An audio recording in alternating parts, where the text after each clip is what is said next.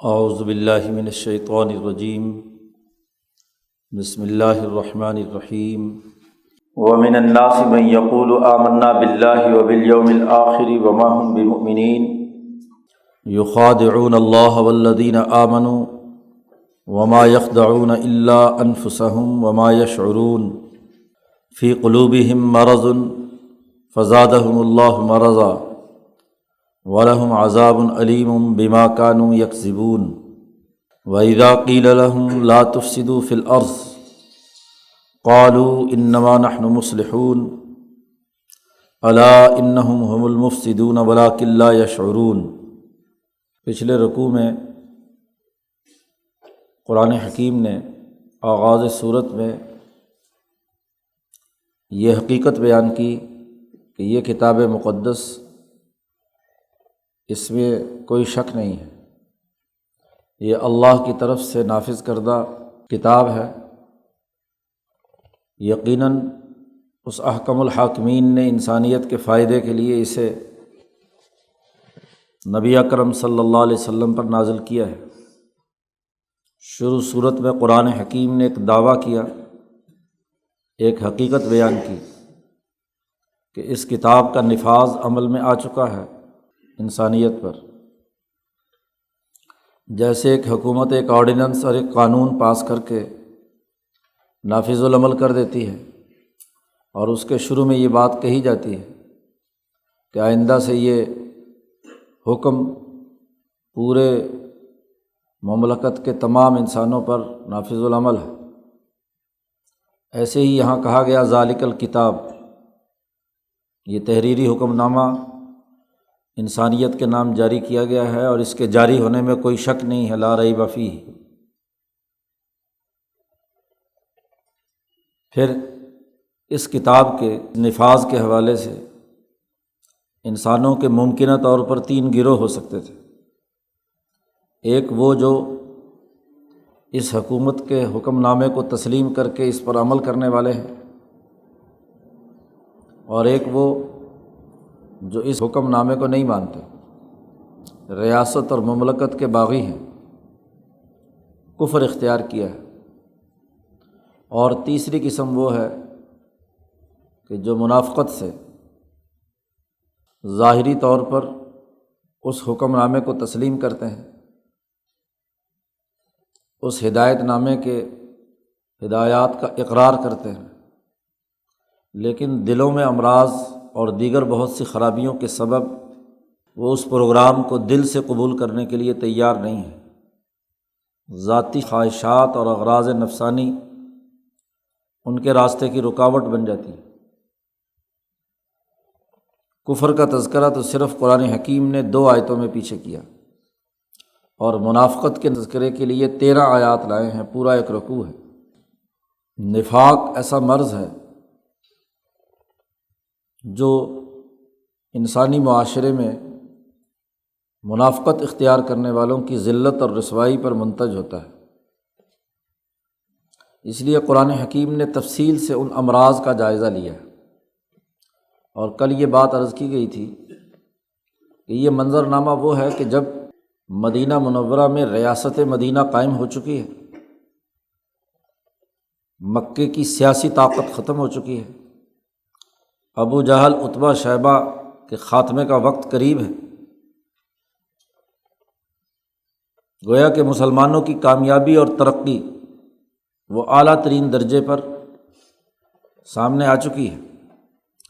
اس موقع پر قرآن حکیم نے اس کتاب کے نتائج کے تناظر میں یہ گفتگو کی ہے کہ دیکھیے اس کے نتائج ظاہر ہو چکے ہیں کہ جو المتقین تھے،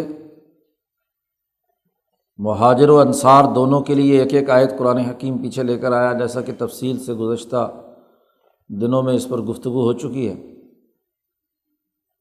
تو ان کو تو فلاح حاصل ہوئی کہ مدینے میں ایک ریاست اور ان کی حکومت قائم ہو چکی ہے، غلبہ ہو چکا ہے۔ اور یہ بھی پچھلی 15 سال کی تاریخ گواہ ہے کہ جنہوں نے اس کتاب کی تعلیمات اور ہدایات کو نہیں مانا، تو ان کے دلوں پر مہر لگ چکی ہے، وہ اب اس قابل نہیں رہے کہ وہ اس چیز کو تسلیم کریں۔ سواء علیہم اانذرتہم ام لم تنذرہم لا یؤمنون۔ ان کا مسلسل 13 سال تک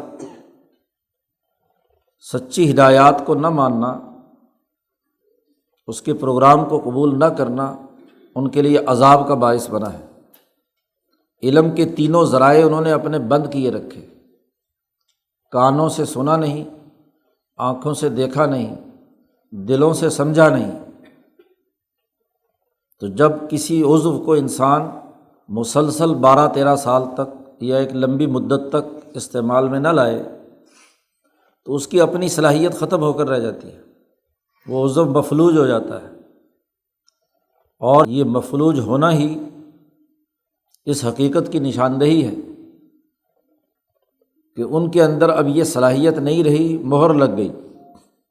ڈاکٹر اعلان کر دیتا ہے کہ یہ عضو اب کام نہیں کرے گا، اس لیے کہ اس نے بہت عرصے تک کام نہیں کیا۔ کل مثال دی تھی کہ کسی نے اپنا ہاتھ اسے حرکت میں نہیں لایا، وہ ایک جگہ پہ جام ہو گیا اور بہت عرصے تک رہا، تو اب جتنی مرضی فزیو تھراپی کرتے رہو، وہ اب خون کی گردش وہاں سے ختم ہو کر مفلوج ہو چکا۔ تو کان باتوں کو درست تناظر میں سننے کے لیے، آنکھ حقائق کا ادراک کرنے کے لیے، دل باتوں کا فہم و شعور کے لیے، اور درست عزائم اور ارادے کے لیے۔ اور اگر ان کا استعمال ہی نہیں کر رہے تو یہ مفلوج ہو گئے، مہر لگ گئی۔ اس کے بعد قرآن حکیم نے یہاں منافقین کا تذکرہ کیا ہے کہ وہ لوگ جو بظاہر اس حکومت کی بات ماننا کا اعلان کرتے ہیں، اس بات کو دیکھ کر کہ یہ اتنی مختصر سی مدت میں 12-13 سال ان کے مکہ مکرمہ کے ہیں، اور پھر یہاں مدینہ منورہ میں آ کر تمام لوگوں نے نبی اکرم صلی اللہ علیہ وسلم کو میثاق مدینہ کے تحت اپنا حکمران مان لیا۔ وہ لوگ جو پہلے آس لگائے بیٹھے تھے مدینے کا حکمران بننے کی، عبداللہ ابن ابی، جو دراصل اس امید میں تھا کہ حکمرانی اسے ملے گی، اس نے بڑی محنت سے اپنا بظاہر اعتماد قائم کیا تھا مدینے کے مختلف قبائل میں، اور اس کے کارندے یہ اس کام کے پیچھے لگے ہوئے تھے کہ تمام لوگوں کو قائل کریں کہ وہ اس کی حکمرانی کو، اس کی عمارت کو تسلیم کریں۔ اسی دوران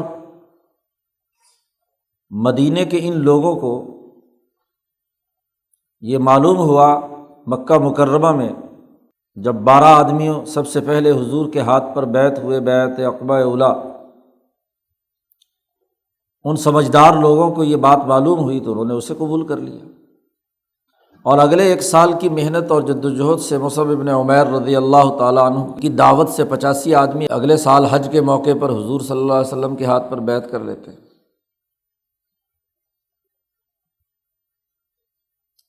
اس کا نتیجہ یہ ہے کہ کچھ ہی عرصے بعد وہ دعوت دیتے ہیں مدینہ منورہ آنے کی، اور حضور صلی اللہ علیہ وسلم یثرب پہنچ جاتے ہیں۔ تو تمام قبائل عرب جو مدینہ میں تھے، یہودی، مشرک، اوس، خزرج وغیرہ وغیرہ، بنو قریظہ، بنو نذیر وغیرہ، ان تمام نے حضور صلی اللہ علیہ وسلم کو حکمران مان لیا۔ ان کے حقوق کا تعین کرنے کا حضور صلی اللہ علیہ وسلم نے ایک مکمل پروگرام دیا۔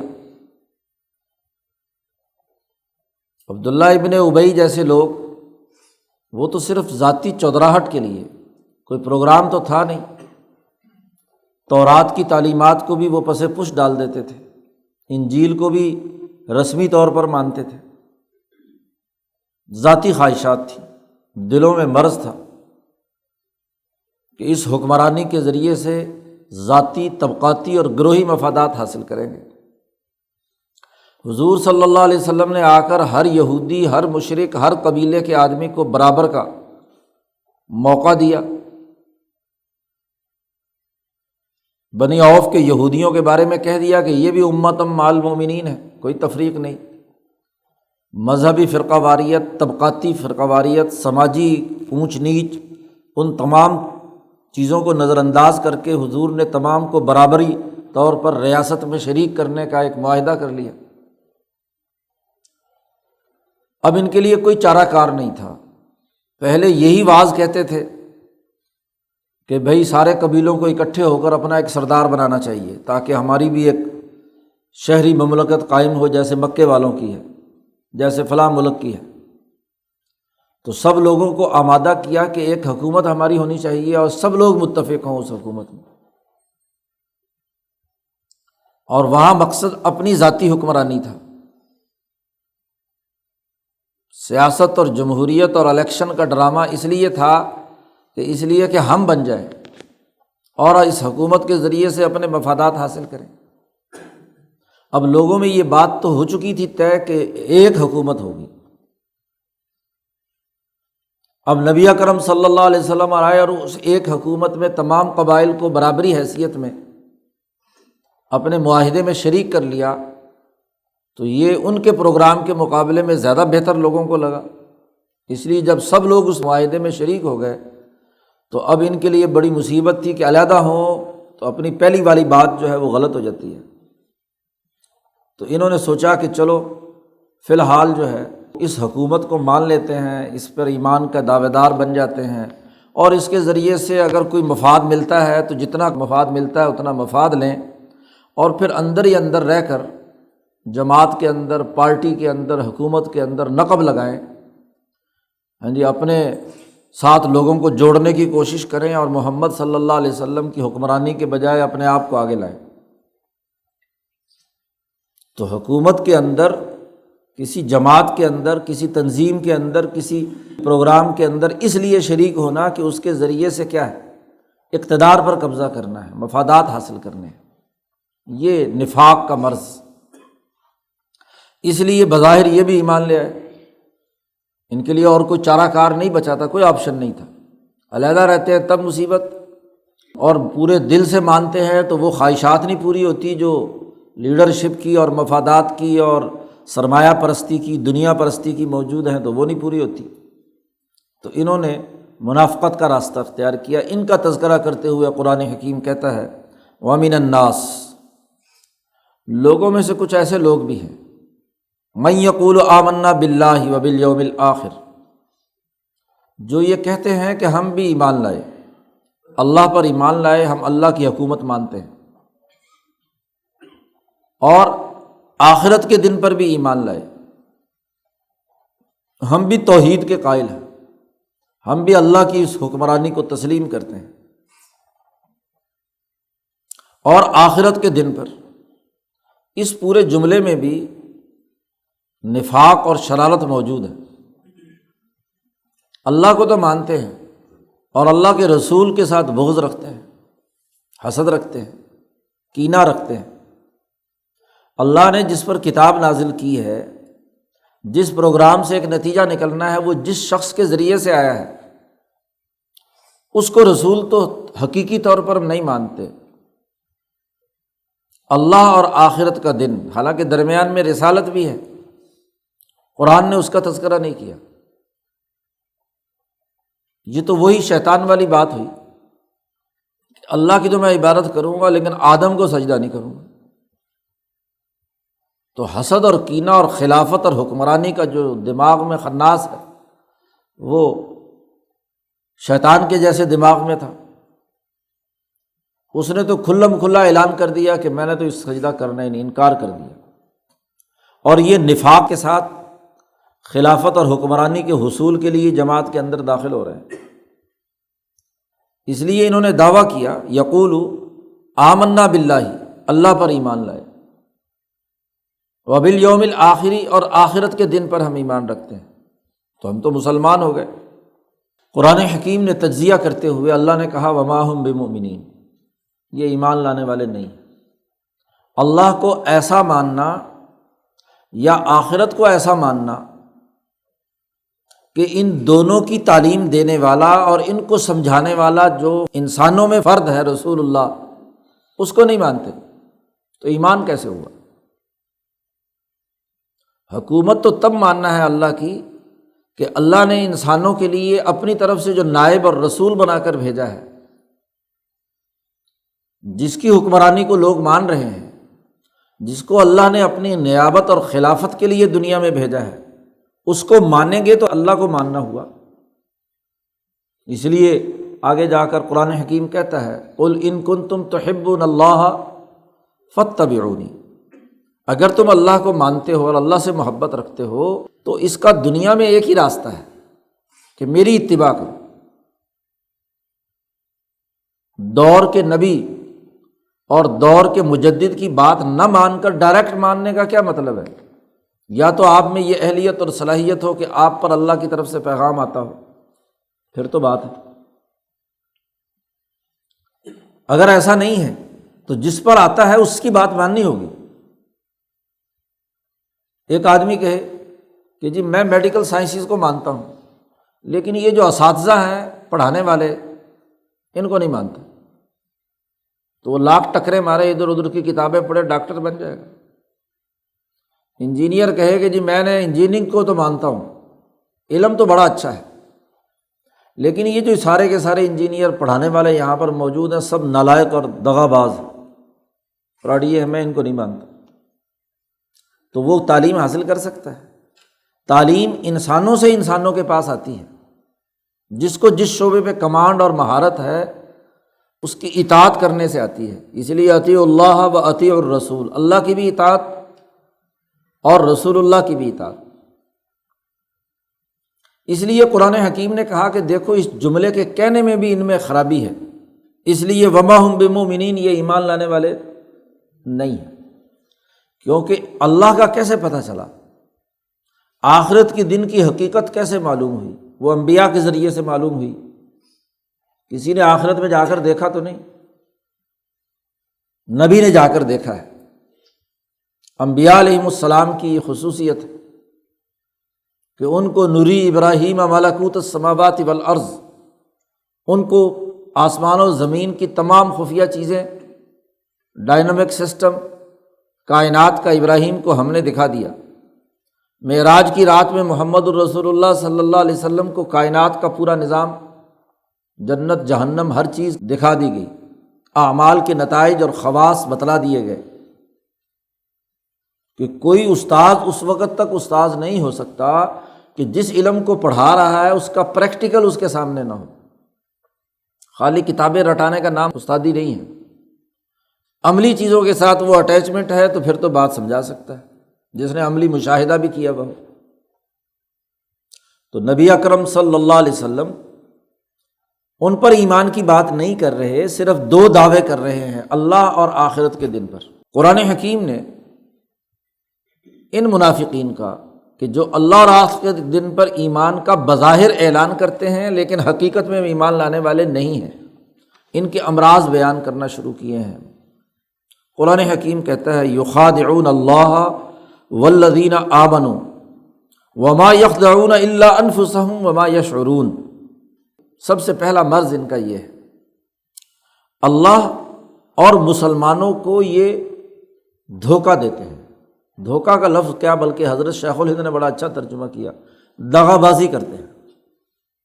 دھوکہ تو بسا اوقات دوسرے معنوں میں بھی استعمال ہوتا ہے، لیکن ایک معاہدہ کر کے، ایک زبان کر کے، ایک وفا کا اقرار کر کے وفا سے غداری کرنا، یہ دغا بازی ہے۔ یہ محض دھوکہ ہی نہیں، دھوکہ تو اس کا ایک جز ہے۔ سماجی معاہدے کو توڑنا، وہ جو میثاق مدینہ ہوا ہے، جس معاہدے کے تحت یہ شریک ہوئے ہیں، یہ وفاداری کا وعدہ کرتے ہیں اور پھر اس وفاداری کے وعدے میں غداری کرتے ہیں، دغا بازی کرتے ہیں، اللہ کو دھوکہ دیتے ہیں، اللہ کو ساتھ دغا بازی کرتے ہیں۔ کیونکہ کلمہ پڑھا تھا لا الہ الا اللہ، اور والذین آمنوا، اور مسلمانوں کو بھی دھوکہ دیتے ہیں، ان کے ساتھ بھی دغا بازی کرتے ہیں، ایمان والوں کو۔ قرآن حکیم نے یہاں بھی رسول کا تذکرہ نہیں کیا، اللہ کو ساتھ دغا بازی کرتے ہیں اور ایمان والوں کے ساتھ دغا بازی کرتے ہیں۔ اللہ چونکہ ان کی نظروں سے اوجھل ہے، ان کا خیال ہے کہ ہم اللہ کو کیا ہے دغا بازی کر لیں تو کوئی حرج کی بات نہیں، اور ادھر سے عام مومنین اور مسلمان بیچارے تو ان کو بظاہر جو اسلام لائے، خاص طور پر مدینہ منورہ میں، جن کو یہ پہلے دعوت دیتے رہے کہ جی ایک حکومت بننی چاہیے، ایک بہتر سماج بننا چاہیے، ایک حکمرانی کا نظام قائم ہونا چاہیے، تو یہ ان کو دھوکہ دینا چاہتے ہیں اصل میں کہ دیکھو ہم بھی تمہارے ساتھ شریک ہو گئے ہیں، اور پھر وہاں بیٹھ کر ان کے دل میں کانا پھوسی کہ یہ دیکھو یہ محمد صلی اللہ علیہ وسلم نے فلانا کام کیا ہے نا، یہ حکومت کوئی اچھی نہیں ہے، اس کو بدلنا چاہیے، بظاہر ان میں شامل ہونا چاہتے ہیں، اور پھر حضور صلی اللہ علیہ وسلم کی سربراہی اور حکومت کے خلاف ملک میں فساد مچانا چاہتے ہیں، تو اس کے لیے ان کے ساتھ دغا بازی کر رہے ہیں۔ نبی پر چونکہ دل سے پہلے شروع دن سے ہی نہیں ایمان لائے، نبی سے تو حسد رکھتے ہیں، بغض رکھتے ہیں، اور اس حسد اور بغض کی وجہ سے نبی بھی سمجھتے ہیں کہ ان کی اصل حالت کیا ہے، اس لیے یہاں نبی کا ذکر نہیں کیا کہ یہ نبی کے ساتھ بھی دغا بازی کرتے ہیں، اللہ اور مسلمانوں کے ساتھ دغا بازی کر رہے ہیں، اور پھر رسول کے ساتھ دغا بازی، اللہ کے ساتھ دغا بازی ہے۔ پہلا جرم ان کا یہ ہے کہ ایک سماجی حکومت میں شامل ہو گئے، ریاست کو مان لیا، حکومت کو تسلیم کر لیا، پھر اس کے اندر دغا بازی کرنا، وفاداری کو ختم کرنا، ریاست کے ساتھ غداری کرنے کا ارتکاب کرنا، تو گویا کہ سماجی معاہدات کو توڑنے کی جو بنیادی خرابی ہے اس کا تذکرہ کر رہا ہے۔ اور پھر اگلی بات قرآن نے کہی، وما یخدعون الا انفسهم وما یشعرون، جو دغا باز ہوتا ہے، جو ریاست سے غداری کرتا ہے، بغاوت کرتا ہے، وہ دراصل ریاست سے اور لوگوں سے نہیں کر رہا ہوتا، وہ اپنے آپ سے غداری کر رہا ہوتا ہے۔ وما یخدعون الا انفسهم، یہ کسی کو دغا نہیں دے رہے مگر اپنے آپ کو، اپنے آپ کو دغا دے رہے ہیں، کیونکہ جب آپ ڈسپلن توڑیں گے، ریاستی نظام کو ختم کرنے کی کوشش کریں گے، اس نظم و ضبط اور ڈسپلن کی خلاف ورزی کریں گے، تو جماعت کا نقصان نہیں ہوتا، نہ حکومت اور ریاست کا ہوتا ہے، وہ اس فرد کا ہوتا ہے، اس جماعت کا ہوتا ہے جو عام انسانوں کے ساتھ معاہدے میں شریک ہونے کے بعد پھر اس معاہدے سے کیا ہے دغا بازی کریں۔ ایسے لوگوں کی سزا بڑی کڑی ہوتی ہے جو آگے قرآن حکیم نے بیان کی۔ اور وما یشعرون، اور یہ سوچتے بھی نہیں۔ حضرت شاہ عبد القادر دہلوی رحمۃ اللہ علیہ نے ترجمہ کیا یہ بوجھتے بھی نہیں، حضرت شیخ الہند نے اپنے دور کے مطابق اس کا ترجمہ نہیں کی سوچتے بھی نہیں۔ ظاہری ترجمہ تو شعور کا صرف اتنا ہے کہ شعور اور علم کا ہونا، تو خالی علم نہیں بلکہ اس پر سوچنا، غور و فکر کرنا۔ شعور کا تعلق غور و فکر اور سمجھ اور بوجھ سے ہے، محض علم حاصل ہونا تو کافی نہیں ہے۔ علم تو ان کو ہے کہ ہم دغا بازی کر رہے ہیں، اس کی نفی نہیں کر رہا قرآن، لیکن اس دغا بازی کی جو سزا ملنے والی ہے یا اس غداری سے جو نتائج نکلیں گے، ان نتائج پر یہ سوچتے نہیں ہیں۔ ما یشعرون، شعور نہیں ہے، علم ہے شعور نہیں ہے۔ تو پہلا مرض دغا بازی ہے، دوسرا مرض شعور سے فارغ ہے، سوچنے سمجھنے کی صلاحیت سے محروم ہو چکے ہیں، دور کی بات نہیں سوچ رہے، وقتی فائدہ اپنے پیش نظر رکھا ہوا ہے۔ اور ایک تیسرا مرض بیان کیا کہ یہ پہلے دو مرض کس لیے پیدا ہوئے ہیں، اس کا اصل سبب بیان کیا۔ فی قلوبہم مرض، ان کے دلوں میں مرض تھا، حضور کی آمد سے پہلے ہی بیماری تھی، اور وہ بیماری مسلسل بڑھ رہی ہے۔ دل کا مرض کیا ہے کہ دل انسانی سوسائٹی کے بنیادی حقائق کو سمجھنے کے بجائے ذاتی اور نفسانی خواہشات کے تابع ہو جائے۔ نفس جو تمام انسان کی خواہشات اور ضروریات کا مطالبہ کرتا ہے۔ قلب درست تناظر میں سمجھ کر، جو عقل کے انالیسس سے اس کے پاس آیا ہے، اس کو درست تناظر میں سمجھ کر درست فیصلے کرتا ہے۔ تو یہ فیصلہ سازی کا عمل، اس میں مرض ہے۔ امام شاہ ولی اللہ دہلوی نے لکھا ہے کہ نفسانی خواہشات کے تحت انسان کا دل ہو جائے اور عقل کے تابع نہ ہو۔ عقل جو انسانوں کے اجتماعی اور کلی معاملات کا ادراک کرتی ہے، سوسائٹی کے مجموعی معاملات پر غور و فکر کر کے ایک تحلیل و تجزیہ کرتی ہے، تو اجتماعی امور کے مطابق جو عقل نے تجزیہ کیا، دل اس کی نہ مانے اور نفس کی ماننا شروع کرے، تو یہ دل کا مرض ہے۔ حالانکہ سطح کے اعتبار سے نفس تابع ہے قلب کے، تو تابع کی بات مطبوع ماننے لگ جائے تو یہ مرض ہے، الٹا معاملہ ہو گیا۔ شاہ صاحب فرماتے ہیں البدور البازغہ میں کہ قلب حکمران ہے، اور جگر اور اس سے متعلق تمام نفسانی تقاضے یہ عملی طور پر کام کرنے والے دربان ہیں۔ مرزبان اس کے لیے لفظ استعمال کیا، قلب کے لیے السید حکمران کا لفظ استعمال کیا،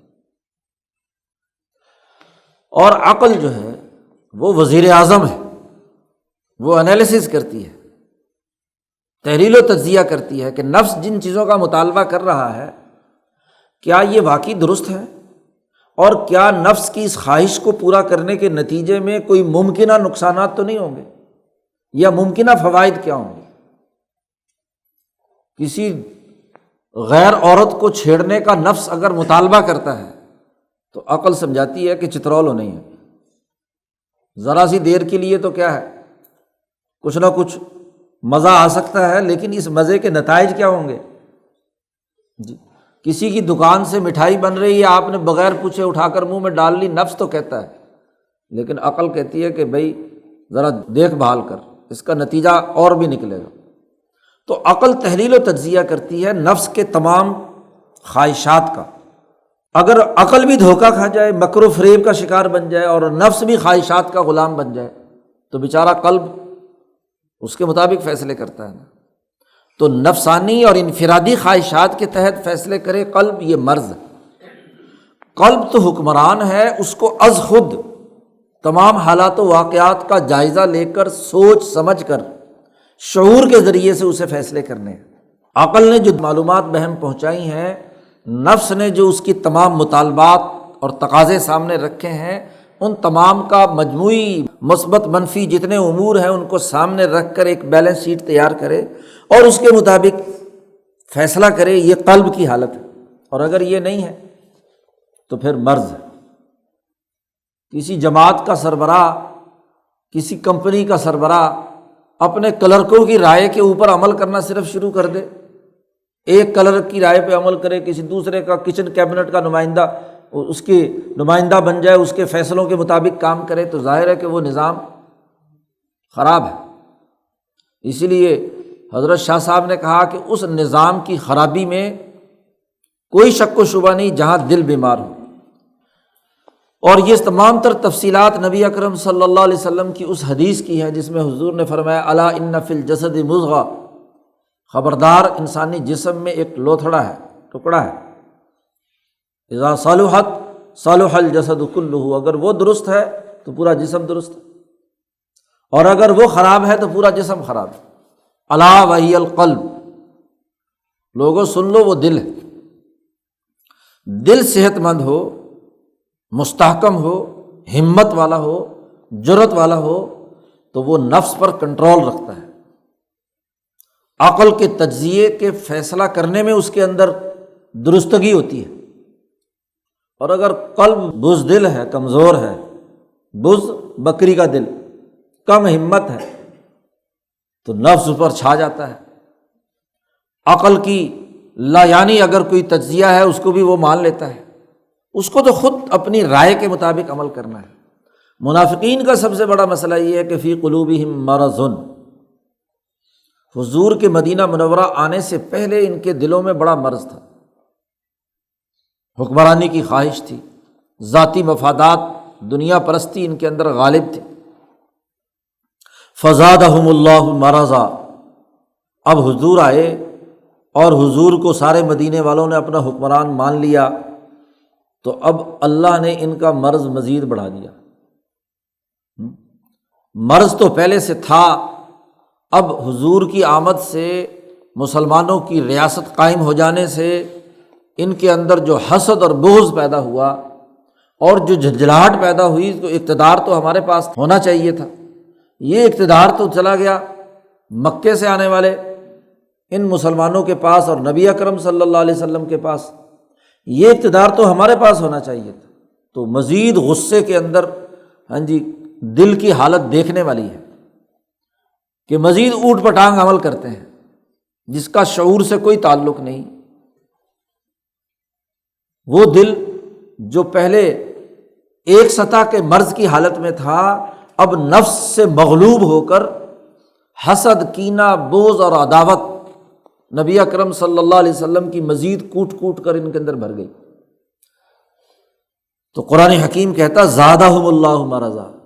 آپ دیکھیں کہ سوسائٹی سے جوڑ کر اس کو دیکھیں تو مطلب واضح ہے، اور اگر منطقی طور پر دیکھیں کہ اللہ میاں نے بڑھا دیا تھا مرض تو پھر اب کیا کریں، انہوں نے تو خراب ہونا ہی تھا۔ یہ منطقی انداز فکر ہے جو ماشاء اللہ 250 سال سے ہمارے سکولوں، کالجوں، مسجدوں، مدرسوں، خانقاہوں نے دماغوں میں ڈالا ہے۔ غلامی کے زمانے کے تمام ادارے تعلیم کا انداز ہی بدل دیتے ہیں۔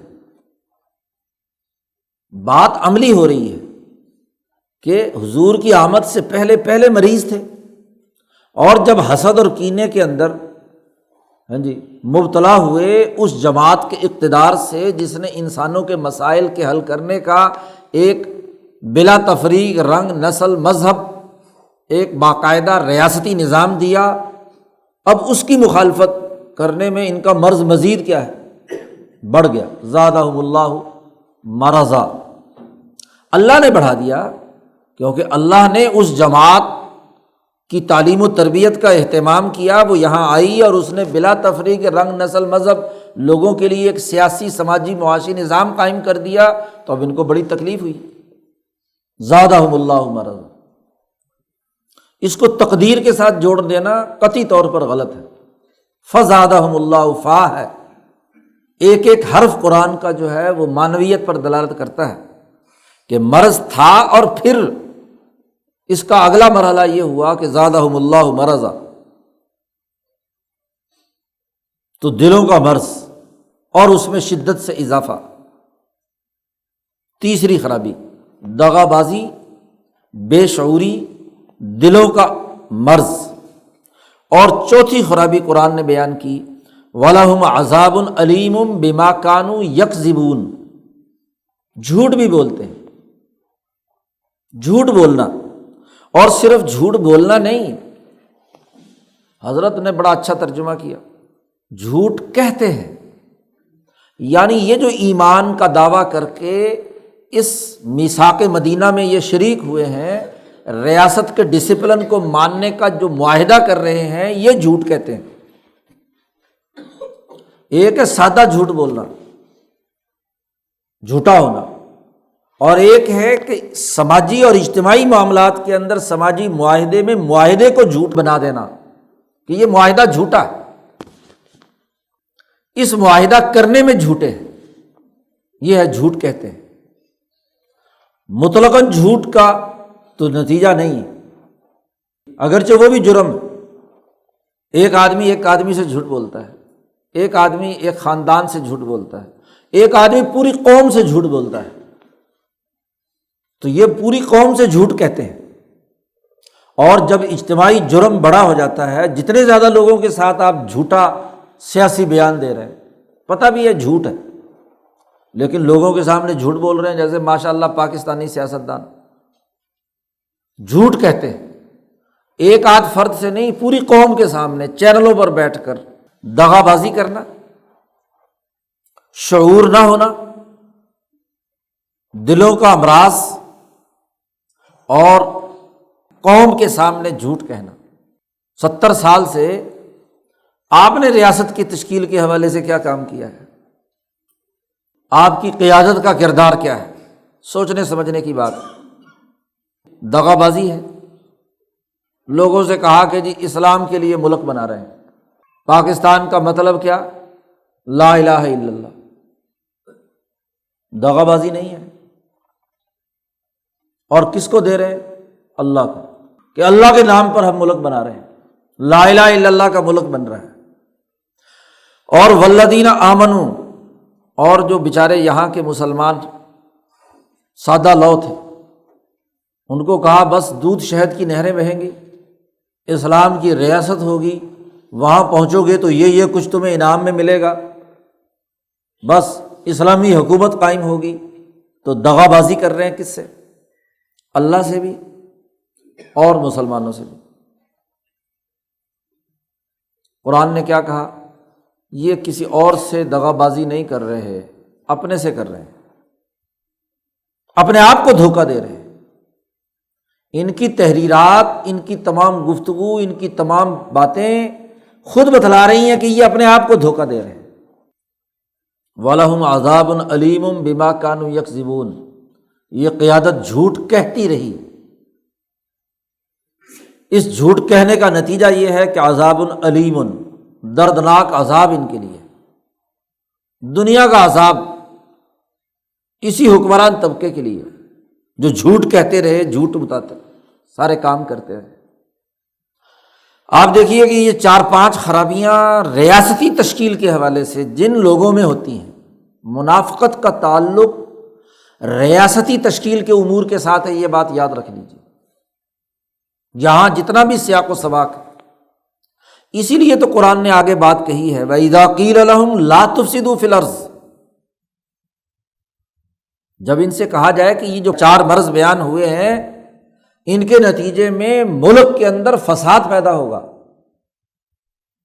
حضور نے جو ریاست قائم کی ہے، جو مملکت قائم کی ہے، دیکھو جب تک اقتدار نہیں ملتا، ریاست تشکیل پذیر نہیں ہوتی، لوگ کمزور اور غریب ہوتے ہیں، تو کوئی منافقت سے ایمان لاتا ہے؟ مکہ مکرمہ میں کوئی منافقت سے ایمان لایا تھا؟ کیونکہ ریاست ہی نہیں تھی، حکومت ہی نہیں تھی، طاقت ہی نہیں تھی، بلکہ اس وقت ایمان لانا تو مصیبت میں اپنے آپ کو ڈالنا تھا۔ حکومت ابو جہل کی تھی۔ جب کسی جگہ سے فائدہ اٹھانے کا عمل ہو، کسی ریاست یا اقتدار میں، منافقت وہاں ہوتی ہے کہ چلو اوپر سے دل مان کر چلو یار، کوئی جو کچھ ملتا ہے ان سے بٹورو تو صحیح، پیسے تو لو، کوئی مطلب حاصل کرو۔ منافقت ہمیشہ ریاست اور مملکت کی طاقت کی موجودگی میں ہوتی ہے۔ کمزوری اور غربت کے زمانے میں تو منافقت ہو ہی نہیں سکتی، اس وقت مفاد کا اٹھانے کا کوئی معاملہ نہیں ہوتا۔ اس لیے جب ریاست مدینہ بنی ہے اور اب یہ جھوٹ، بے شعوری، دلوں کے امراض، دغا بازی کے ذریعے سے لوگوں میں کانا پھوسی کرتے ہیں، خاص طور پر وہ جو پہلے یہودی تھے اور ان کے ساتھ ملے ہوئے تھے، یا مشرکین میں سے تھے جو عبداللہ ابن ابی کے ساتھ جڑے ہوئے تھے، ان میں سے جو کچھ لوگ مسلمان ہو گئے تو ان کے دلوں میں کیا ہے؟ وسوسے ڈالتے ہیں۔ ڈسپلن کو توڑنے کے لیے حضور صلی اللہ علیہ وسلم کی ذات میں کیڑے نکالتے ہیں کہ دیکھو ان میں یہ خرابی ہے، ان میں دیکھو جی فلانا فیصلہ صحیح نہیں کیا، فلانی جگہ پہ کوئی ذاتی مفاد اٹھا لیا، فلانا یوں کر لیا، الٹے سیدھے جھوٹے الزامات اپنے حسد، کینہ اور بغض کی وجہ سے۔ تو زمین میں فساد قرآن کی ایک اصطلاح ہے کہ یہ جو تم جاگیردارانہ اور سرمایہ دارانہ طبقاتی سوچ کے مطابق حکمرانی کی آس لگائے بیٹھے ہو اور اس کے ذریعے سے اس ریاستی اجتماعی نظام کو، سیاسی نظم و ضبط کو، پرامن ماحول کو خراب کرنا چاہتے ہو، تو یہ فساد فی الارض مت مچاؤ، زمین میں فساد مت مچاؤ۔ کیا کہتے ہیں آگے سے؟ قالوا انما نحن مصلحون، ہم تو بہت ہی مصلح ہیں۔ کیا کہ جی دیکھو حضور کی آمد سے پہلے اس مدینہ منورہ کے سارے لوگ اکٹھے رہتے تھے جی، پیار محبت تھا، یہ انہوں نے آ کر کیا ہے، ایک نئی حکومت قائم کر کے مسلمان اور غیر مسلم کی تفریق پیدا کر دی، اور یہ جو آپس میں ہاں جی ہر گھر میں کچھ مسلمان ہو گئے کچھ دوسرے ہو گئے، تو یہ جو تفریق پیدا کر دی یہ غلط ہے۔ ہم آپس میں تو کیا شیر شکر ہونا چاہیے، آپس میں مل کر کیا ہے اکٹھے جیسے پہلے رہتے تھے ویسے رہیں۔ یہ تفریق بازی کیوں ہوئی ہے؟ ہم تو یہ اصلاح کرنا چاہتے ہیں، اور یہ جو بھی کچھ ہم کہہ رہے ہیں یہ اصلاح کے نقطہ نظر سے، مصلحون اصلاح کے دعوے دار بن رہے ہیں۔ قرآن حکیم نے کہا کہ نہیں، الا انہم ہم المفسدون، خبردار یہی فسادی ہے، فساد یہ مچا رہے ہیں، خرابی یہ پیدا کر رہے ہیں۔ یعنی جو بلا تفریق رنگ نسل مذہب ایک بہتر سسٹم امن و امان کا، معاشی خوشحالی کا، لوگوں کی عزت افزائی کا بنا دیا گیا ہے، یہ اس کو توڑ رہے ہیں، اجتماعیت کے امور کی خلاف ورزی کر رہے ہیں، فساد مچا رہے ہیں۔ وَلَٰكِن لَا يَشْعُرُونَ، لیکن نہیں سمجھتے، فساد کو اصلاح کہہ رہے ہیں، چونکہ شعور مس ہو چکا، حقائق کا ادراک نہیں ہے، دل کے امراض کی خواہشات غالب آ چکی ہیں، تو اس غلبے کے نتیجے میں جو فساد ہے اس کا نام اصلاح رکھ لیا۔ بظاہر کہیں گے ہم سیاستدان ہیں، ہم جمہوریت کے پاسبان ہیں، ہم انسانیت کے لیے خدمت کر رہے ہیں، ہم نے خدمت خلق کے لیے یہ NGO بنائی ہے۔ بظاہر کیا ہوگا؟ اصلاح کا اعلان ہوگا، لیکن اسی کے اندر کیا ہے؟ فساد مچاتے ہیں۔ اصل میں تو الا انہم هم المفسدون۔ قرآن نے منافقت کی ایک اور خرابی بیان کی ہے، زمین میں فساد مچانا اصلاح کے بجائے۔ اور اصلاح کیا ہے؟ مصلح ہونا کیا ہے؟ اس کی حقیقت یہ تھی کہ یہ جو پروگرام بلا تفریق رنگ نسل مذہب تھا، اصل میں تو اس کا غلبہ ہونا چاہیے تھا، اس کو غالب آنا چاہیے تاکہ تمام انسانوں کو امن ملے، عدل ملے۔ اصلاح تو یہ تھی، اور ذاتی، طبقاتی، گروہی اور دنیاوی مفادات کو پس پش ڈالا جاتا۔ اللہ نے جو احکامات انسانیت کی ترقی کے دیے ہیں ان کو غالب کرنے کی کوشش کی جاتی، لیکن یہ بجائے اس کے کہ اس پروگرام کو غالب کریں، اس کی جڑیں کاٹنے کے لیے اس کے خلاف کام کرتے ہیں۔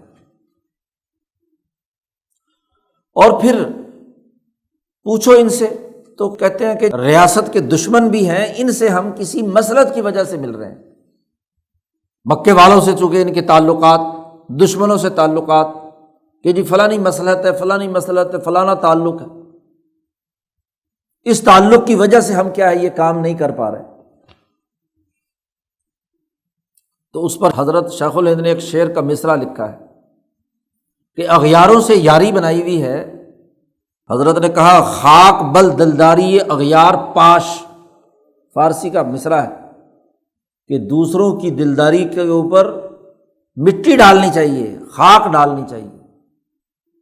اور اس کا سیاق و سباق حضرت شیخ الہند یہاں یہ ترجمہ یہاں بیٹھے ہوئے لکھ رہے ہیں نا، تو یہاں منافقت بڑی تھی، انگریزوں کے لیے وفاداری ہے، ان کے ساتھ فساد فی الارض کے اندر شریک ہیں، ان کے پھیلاؤ کے لیے کام کرتے ہیں، بظاہر اصلاح پسند جماعت ہے کہ جی ہم تو انسانی اصلاح کے لیے کام کر رہے ہیں، دلوں کے امراض کا تزکیہ کر رہے ہیں، صوفی کہتے ہیں، علماء کہتے ہیں ہم تو بڑی اچھی اچھی کتابیں پڑھا رہے ہیں، اگر انگریزوں کی مخالفت کریں گے تو مدرسہ بند ہو جائے گا، خانقاہ بند ہو جائے گی، فلانا ہو جائے گا، تو ہم تو اصلاح کے لیے کام کر رہے ہیں۔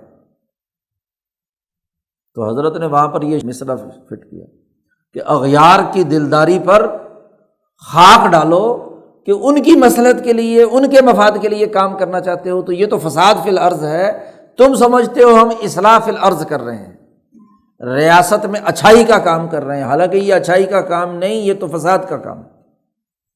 سامراج کی اعلی کاری کرنا، دشمن کے لیے طاقت بہم پہنچانا، سیاسی طور پر اس کا ساتھ دینا، یہ تو سب سے بڑی خرابی کی بات ہے۔ الا انہم ہم المفسدون ولکن لا یشعرون، یہ اس کا شعور نہیں رکھتے، سمجھتے نہیں ہیں۔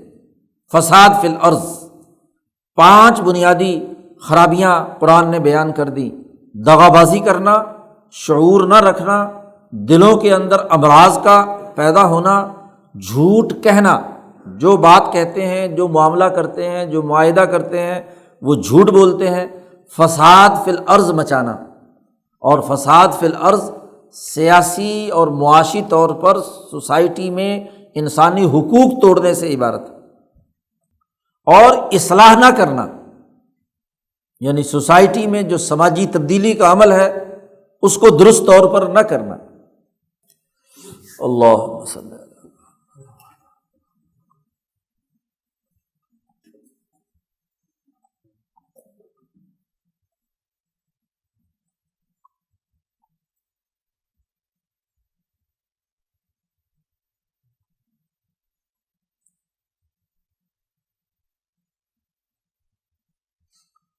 اجمعین۔